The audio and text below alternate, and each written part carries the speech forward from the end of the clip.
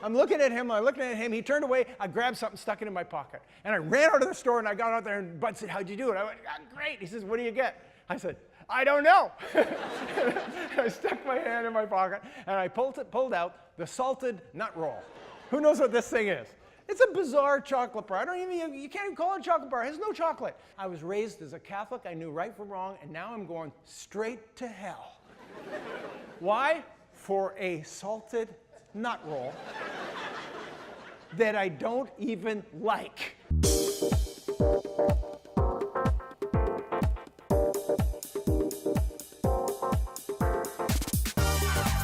Welcome to Church of the Rock from Winnipeg.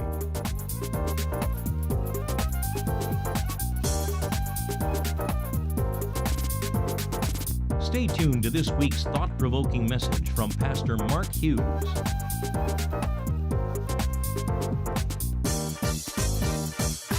So this morning I'm starting a brand new series on parenting. And I know a bunch of you already went, oh, because you're thinking, I'm through that phase in life. I don't need that. Well, let me tell you why you need it. Because what you need to do is listen carefully to all the mistakes your parents made so that you have an opportunity to tell your therapist why you're so messed up. So this is going to work just fine for everybody. Trust me on that. And I want to speak to you about something because there's a bit of a lie out there that all you have to do is love your kids. And if you will just love your kids, that will be enough. And it is true. There is nothing more important than loving your kids. But let me tell you, you can love your kids more than anything in this world and still end up with dirty, rotten scoundrels at the end. You know, it's like this mother, and she had 4 sons. They all ended up in prison, all criminal element. And when the 4th one went to prison, she was being interviewed by the local paper and said, look at your 4 sons are all in jail. If you had it all over again, to do again, would you still have kids? She said, yes, just different ones. And so my series this morning is entitled Parenting on Purpose, and that's kind of a two-edged sword. There's a double reference there. Number one, parenting on purpose instead of by default or accident. And so the whole idea is that parenting has to be very, very intentional. But the second part of it, parenting on purpose, I mean parenting with a purpose, knowing going into it right from the very beginning what your purpose is. And see, when you have kids, a lot of times we're not thinking about the long term.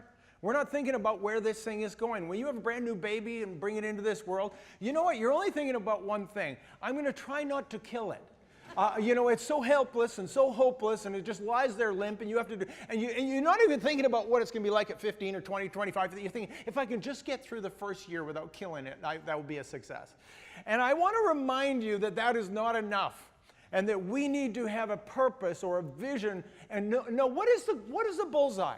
What is the target we're ending up at? You know, Stephen Covey of 7 Habits of Highly Effective People said you always have to begin with the end in mind. And so here's what you don't know. You don't know at the end what your child's going to do for a living, right? I mean, it could be a doctor, lawyer, Indian chief, butcher, baker, candlestick maker. That's not important. You don't have to know what they're going to do. But what you want to do is prepare them along the way, starting from day one, as to what kind of people they're going to be. And see, that's all the key in all of this. And let me tell you what my greatest joy is. My single greatest joy as a parent and as a man, I'll tell you what it is that my 3 grown children all love Jesus. There's nothing more exciting to me than that. And I told you this before, I'm so grateful for what God's done around here. I'm so grateful for all of this. I'm so grateful for all of you. I love every one of you. But I'll tell you, I'm the most grateful because my grown children love Jesus and are all serving him in their adulthood. See, for me, that's the target. That everything we're going to talk about from here on is about being purpose-based parents, that what we do is about raising children that are going to have wisdom, stature, favor with God, and favor with man. So what I'm going to do now is I'm going to introduce where we're going for the next few weeks, and I'm going to talk about the different phases of parenthood. And some know this, some don't. That at every stage there is a different level of parenting and a different type of parenting. And a lot of the child psychologists and a lot of teachers on this subject will break this down based on age groups. They all have their own, different versions of what they call it. And for your delight and enjoyment, I've used alliteration because it's the best. And here they are on the screen. They're the commander, the convincer, the coach, and the counselor. Doesn't that just roll off your tongue? It's fantastic. And at each one of these age groups, you have to parent differently. And so from 0 to 5, you are what I'm calling the commander. And you're the commander because guess what? You make all the decisions, right? Isn't that true? You tell your kids what they're going to eat, what they're going to wear, what time they're going to go to bed, and what time they're going to wake up. And so this is the commander phase. A lot of the writers will call it the discipline phase. I'll tell you why I don't really like that. Because it makes it seem like what you do during the first 5 years is you spend your whole time disciplining. Not true. You need to be using discipline during those times, but you know what? It's this much love and this much discipline. And most of what you have to give in that period of time is love and care and grace and compassion and all of those things. Tremendous, tremendous amount of energy you have to put into this. I mean, what a period of time during this time of the commander. Then there's the convincer. And the convincer, you actually have about 5 years old, there's a transition from one type of parenting into the next type of parenting. And you're no longer telling your kids what to do. You're now trying to convince them as to why they should do it. And so you go from the discipline phase to the self-discipline phase. And you can't be telling them what to do. You can't be bossing them around and be the dictator in the next phase. You have to change that. And now, because they're smart enough, you're having to convince them why you would want to make that decision. So that's the convincer stage. And then there's the coach stage. And any of you that have been along this journey know that at 12 years old, at puberty, everything changes. And now that you got youth, you need to parent in a different way. And you're no longer the commander or the convincer, you are now the coach. Why? Because they're out in the field, they're living life, they're making decisions, they're getting out there, but you were on the sidelines and you were coaching them along the way. And you're giving that kind of good advice for them to keep them on the right track and to bring out everything that you would want for them. And then the last and the final phase of this is the counselor phase. And that's at 18 plus. And you say, well, aren't I done?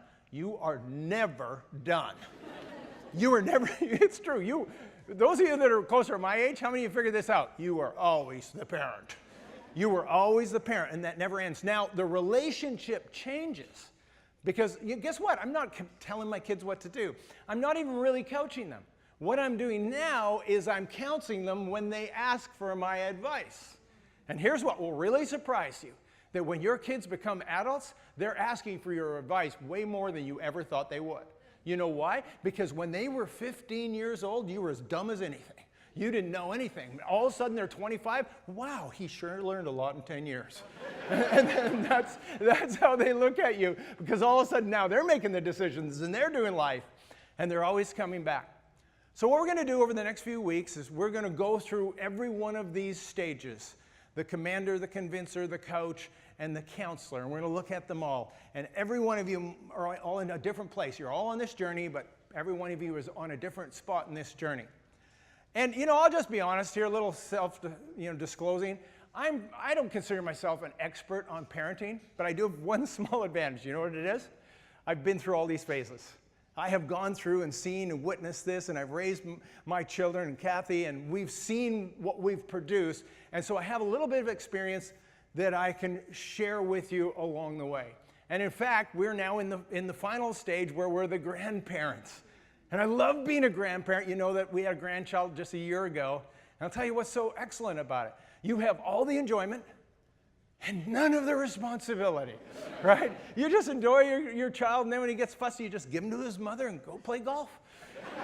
If I'd known it was going to be this good, I would have started as a grandparent. I would have just skipped this phase.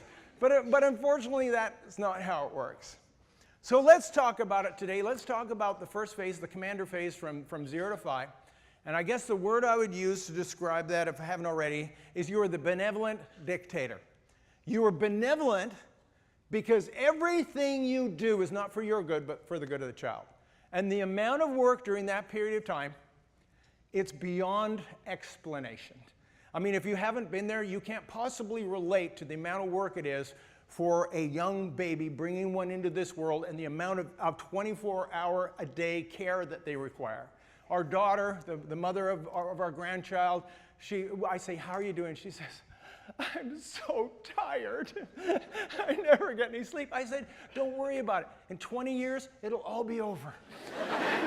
In 20 years, you'll be getting a beautiful rest. I sleep like a baby. I'm the grandparent. But I'll tell you, it is so much work. And you're benevolent, but you're also the dictator. You have to tell them everything. You have to make all their decisions for them. And you have to go along, and you can't just let them make their decisions. You have to decide what they wear and what they eat and what time they go to bed and what time they wake up. You're making every decision. And here's what's remarkable about this phase. During these first 5 years, a child's brain will have 90% of its development. Even though their body is only, a quarter of the size of it's going to be, a quarter of the weight, their brain is already 90% developed. And they learn more in the first 5 years of their life than they will in any other 5-year period for the rest of their life. Did you know that? It is this extraordinary time of learning. I mean, they learn everything. They learn how to walk and to talk and to communicate and have a relationship, and they learn how to dress themselves. And it's sort of ironic if you think about it. You spend the first 2 or 3 years trying to get your kids to walk and talk, and then the next 2 and 3 years trying to get them to sit down and shut up. and you're so excited about when your child takes their first steps, and then you realize you've introduced a whole new level of parenting, because now you need to find them and chase them and protect them and guard them, and they want to bash their faces against tables and all kinds of stuff. And you think, wow, why did I ever want them to walk? But that's just how it works. And what they can learn in that first 5 years of their life is really beyond belief. I mean, they learn, as I said, they learn how to talk, but they can learn, they figured this out, that in the first 5 years, you can actually learn 3 or 4 or even 5 languages in 5 years. You can't do that, but your kids can. So there's no way I can talk about this subject, the commander phase, and cover all the waterfront, because there are literally hundreds and hundreds and hundreds of things you need to teach your children during this phase. I mean, not only the walking and talking and eating and dressing themselves, but how about the human skills, and how about relationship, and how about abstract thinking? And the list goes just on and on and on during that first 5 years. So I thought about it. I thought, what is it that I could give you folks that are in that phase that would be 1 or 2 things, a couple of nuggets that would really help you? And then it came to me, the 2 things that I think they're absolutely essential that you don't want to miss out on during that phase is honesty and respect. I'll tell you why they're so important. First of all, is because these things are not natural. They are learned behavior. You are not born from the womb honest or respectful. In fact, the scripture says, Genesis 8, that the imagination of a person's heart is evil from his youth. Why? Because we were born with the sinful nature of Adam and Eve. And honesty and respectability and those things, they do not come naturally, so we have to turn them and teach them and train them in these things.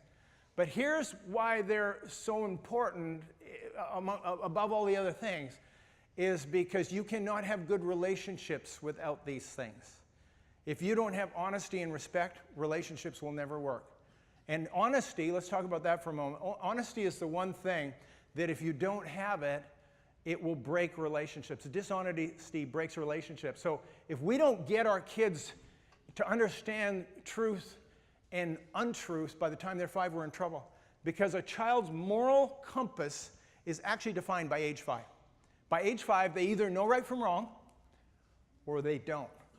And if they don't know it, you're in really big trouble. I want to tell you a story. I was listening to a preacher the other day, and I cracked up. He said they only had one rule in their family. He had 5 kids. He said, we only had one rule for our kids, and it was honesty. And I'm thinking, you're lying. It was a joke. And I was saying that because I don't believe you only had one rule, because we all have more rules than that. But I know what he was saying. He was saying honesty for him was the paramount thing. It was nothing more important than honesty, because without honesty, you can't have a relationship. And so he said, we instilled this into our kids, that above everything else, we expected honesty from them.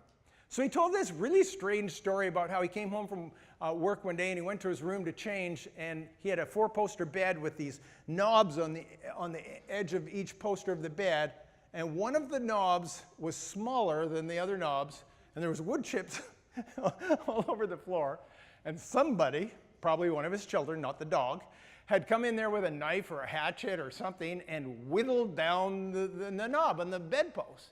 And he was completely perplexed, and he's tired, long day at work.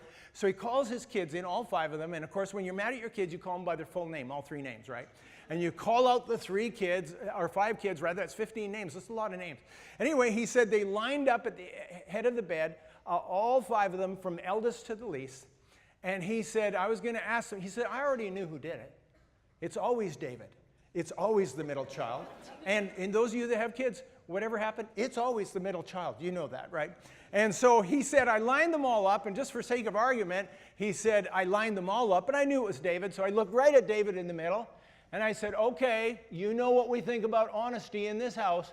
Who is responsible for that? And he looked right in David's eyes, because he was expecting him to say something. On the far end, the youngest, little Jeremy, goes, head down, hand up. And incredulously, he looks over to Jeremy. He says, it was you? He said, yes, sir. And so then he dismissed the other 4, and out they went into the hallway and waited to see what was going to happen to little Jeremy.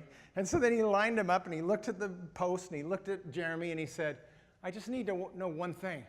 Why did you do this? He goes, I don't know. Kids, they're so dumb, eh? I don't know. And so he doesn't know. And then by this point, the whole thing has become amusing to him. And what he really wants to do is start laughing. But he figures that's pretty bad discipline. And so he had intended that David was going to be getting a spanking. But instead, he reached out and he hugged little Jeremy, gave him this big hug, and he said, thank you for being honest. That's all that matters. How many of you think that maybe that's how Jesus would have handled that? I think Jesus would. I see all kinds of stories where Jesus handles it just like that, because mercy triumphs over justice. And he hugged his son and thanked him for being honest. And his son went out, and the other kids said, "What happened? What did he do to you?" He said, "Nothing," which made them more nervous, right? Because maybe it's coming. So I was listening to that story, which I thought was rather amusing and reminded me of parenting. Then all of a sudden, something came to me, and I remembered the first moral transgression I ever committed. Now, when I say I remember the first, it may not have been the first. It's the first one I remember. And I was 5.5 years old. Remember, our moral compass is in place by 5. And I was 5.5 years old, and I started grade 1. And I'd gone to Oakenwald School. You know where that is? It's right down the street. Oakenwald School is where I went. I started grade 1 there, and I was a couple of months into it. And I met this kid, and his name was Bud. And Bud became my new friend. And Bud was a great friend because every day he always had a couple of chocolate bars in his jacket pocket. And he would pull out a chocolate bar and he'd give me a chocolate bar. And finally one day I said, Bud, where are you getting these chocolate bars? He says, show up tomorrow at 8:30 and I will show you. Now, I didn't know what to expect the next day at 8:30, but I ate breakfast early and rushed to school and got there before class at 8:30 because we were going to figure out the trick to chocolate bars, right? Well, right beside Oakenwald School in those days was a little corner store, a little general store right there. And so we stood outside, and he says, now this is how it works. He says, you go in, and you wait till the clerk is looking the other way, and then you grab whatever you want, and you just stick it in your pocket, and then you just walk right out. He says, I do it every day, works like a charm. He says, watch me, I'll show you how it's done. So in he goes, and he's so smooth and so good at this, and the clerk turned, and he grabbed 2 chocolate bars, stuck it in his pocket, walked right out, shows them to me, he says, what do you think of that? And I go, wow. He says, do you want to try it? I went, okay. I was as dumb as a post at 5. I'm telling you, I was so dumb and so impressionable. He said, want to try it? Okay. He says, just whatever you do, make sure he's looking the other way. Well, I am so nervous about this because I know it's wrong, but I'm doing it anyway. And I'm going in there, and I'm so nervous, and the whole time I can't keep my eyes off of him. I'm really stealthy, really not conspicuous at all. Going like this, staring at him. As soon as he turned away, I was so busy looking at him, I wasn't looking at what I was grabbing. And so I'm looking at him, he turned away, I grabbed something, stuck it in my pocket. And I ran out of the store, and I got out there, and Bud said, how'd you do it? I went, great. He says, what do you get? I said, I don't know. I stuck my hand in my pocket, and I pulled out the salted nut roll. Here's the picture. Anybody know what a salted nut roll is? Who knows what this thing is? It's a bizarre chocolate bar. You can't even call it a chocolate bar. It has no chocolate. And it has peanuts that are salted and sweet nougat on the inside. It's awful. And I pulled it out, and I got a salted nut roll. Now I've got 2 serious problems. Number 1, I feel so incredibly guilty. You know why? I was raised as a Catholic. I knew right from wrong, and now I'm going straight to hell. Why? For a salted nut roll that I don't even like. And I'm thinking, what have I done? And so I went into school. Bud's sitting there eating his chocolate bars. Oh, Henry, I got a salted nut roll. I stuck it in my pocket, in my pants, and all day long I'm feeling nothing but guilt. I'm just so absolutely racked with guilt. I can't think of anything else. I'm not learning anything that day because I'm thinking about what I had just done. And I made a decision about halfway through the morning that as soon as school was over, I was going back to that corner store and I was doing a reverse robbery. You know what a reverse robbery is? I was going to give it back. I thought, I have to be free from this. And I could not stand it. The guilt was killing me. And so after school, I went right in there. And again, I'm even more conspicuous this time. I can't keep my eyes off the clerk, eh? And I'm walking backwards like this, and I'm looking. And I grabbed that salted nut roll, and I put it back on, I don't even know if I put it back in the right place, but I just stuck it back on the shelf, and out the door I went. And I'll tell you something, that salted nut roll did not look like the others. It had been in my pocket all day. But I didn't care because I had reversed the robbery, and guess what? I was free at last, thank God Almighty. I was free at last. I just felt such a sense of liberty in my heart that I'll tell you, that was probably the best lesson that ever happened to me. Because I had my moral compass tested, and the job my parents had done with me for those first 5 years tested in that early stages. And then I got to determine, and I'm far from a perfect person, but I'll tell you that went a long way to solidifying the fact that I wanted to do what was right in life. Now, you want to raise honest kids, because honest kids become honest adults, and honest adults become good employees and good employers and good businessmen and good friends and good spouses. What's more important, right, than being honest to the people that you live with and live for? And let me just ask you one last question before I move on this. What do you think the key is, above everything else, that you as a parent would need to do in order to train your kids to be honest? You got it. Model it. It's your example is more important than it. You can tell them all day long what you want them to do, but at the end of the day, monkey see, monkey do, and guess what? You're the monkey. Right? And you need to decide what you're going to do with those kids of yours. So the first thing that is the deal breaker, I think, absolutely essential, is honesty. The second thing is respect. Again, respect is so important to relationships. If you don't have respect in your relationship, you really don't have anything, but it doesn't come honestly, because respect is one of these things that is not part of our human nature. It has to be learned.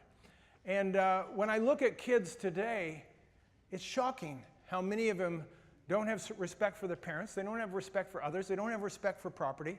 They don't even have respect for themselves. And it's the reason why so many kids do so many horrible things and inflict so many things upon themselves. Why? Why? Because they're stuck in this sense of self-loathing. They don't even respect themselves, let alone anybody else. And see, here's the challenge. Because when kids come into this world, they don't have respect for others, because they are profoundly selfish. They have this selfish nature. That's how they come into the world. They're born selfish, and all they think about is themselves. And when they don't get their way, what do? Anybody know? Yeah, I've told you this before. They cry. They cry when they're hungry. They cry when they're wet. They cry when they're cold. They cry when they're tired. And they cry at 39 when you kick them out of the house. and it just becomes this pattern. And here's the secret on this, folks. That by 1 year old, a child by 1 year old has already learned how to manipulate their parents. By one. And this is what the studies have shown. And what they realize, if they act out badly, the parent will often give in. And if you don't deal with that early on in those first 5 years, if you don't deal with that, you are in big trouble. And you have set yourself up for a life of misery if you don't break that selfish will that is within them and instead to earn respect in them. And if you don't do that, you're in trouble. And you've all seen those kids. You're in the Walmart and some kid, 10-year-old kid, has a temper tantrum right on the floor. How many of you have seen that? So we have to deal with this whole thing called respect really early, because what happens is they know how to play us, and so we have to learn how to break that will. And some kids are stronger willed than others. Now, here's what happened in our home. We had three kinds of kids. It's sort of interesting. We got one of each. We had a compliant child, we had a normal child, whatever that is, and we had a strong-willed child. And each one of these kids, was a little bit different. Our strong-willed one, when I tell you she was strong-willed, you have no idea. And she would not stay in bed ever.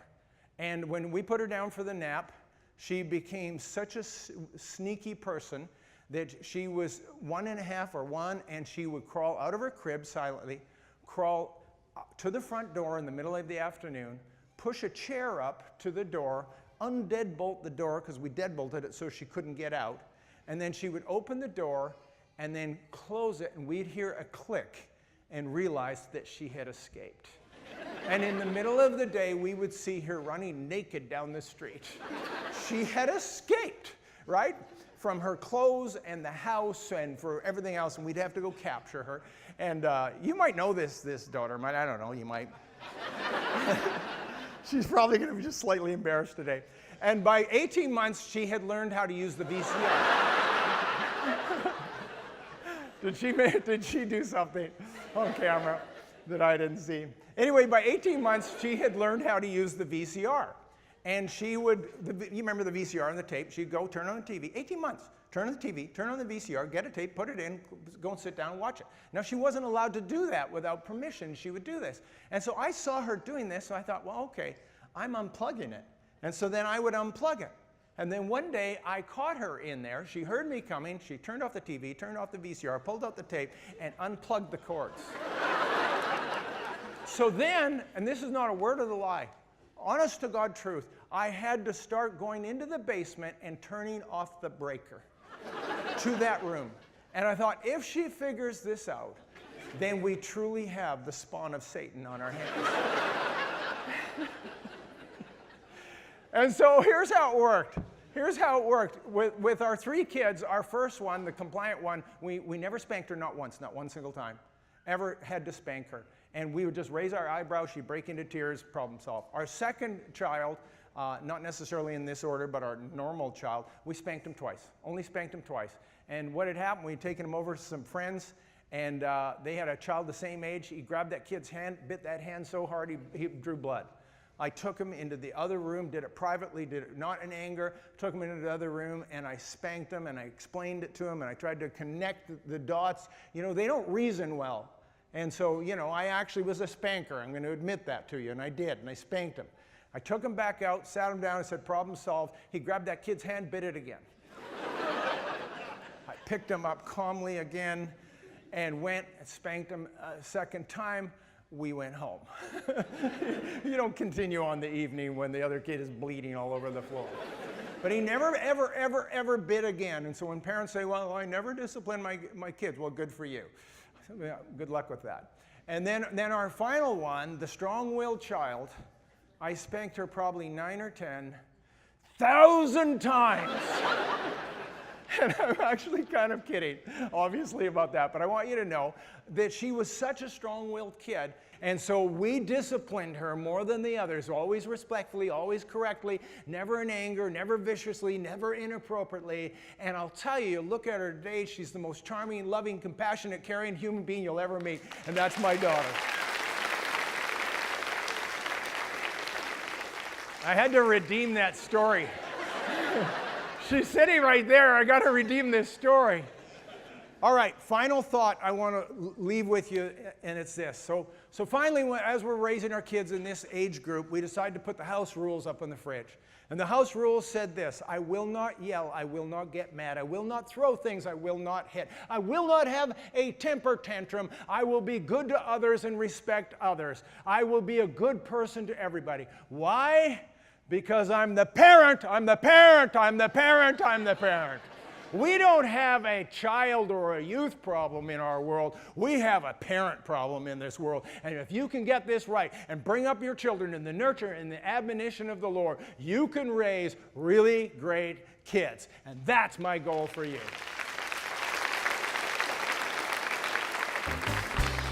Church of the Rock has services every Sunday at 1397 Buffalo Place, and we invite you to join us when you're in the Winnipeg area. If you'd like a booklet to help you understand more about God's gift of forgiveness and reconciliation through Jesus Christ, please contact us, and we'd be happy to send you a free copy of the Book of Hope. Visit our website at www.churchoftherock.ca. Thank you for watching, and God bless you.